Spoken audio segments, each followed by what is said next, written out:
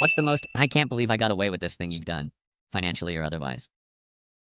I worked at a mid-sized company doing IT support, and part of my job was managing software license renewals. One year, our project management tools license auto-renewed under an old company name, a subsidiary that had been folded into the parent company 2 years earlier, but never fully removed from the billing system. The invoice went to an email inbox nobody monitored anymore, which meant it never got paid, which should have meant the service got cut off. It didn't.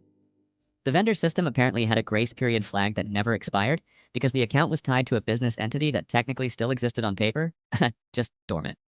So we kept full access to a $40,000 a year enterprise tool completely free, for reasons nobody upstairs understood, for almost 3 years. I found this out because I was the one who discovered the dead inbox while cleaning up old distribution lists. I could have flagged it. I thought about flagging it.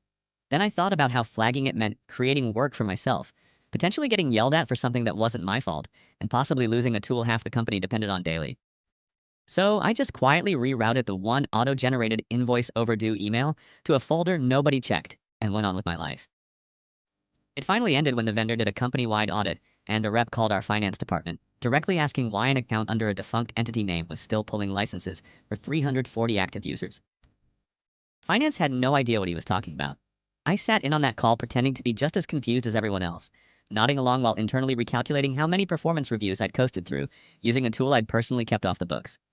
We ended up negotiating a massive discount to backdate and legitimize the account, since kicking 340 people off a tool they depended on overnight wasn't realistic for the vendor either. My name never came up.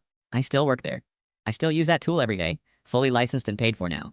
And every single time an invoice email pops into my inbox, some small part of me flinches before I remember it's actually fine now.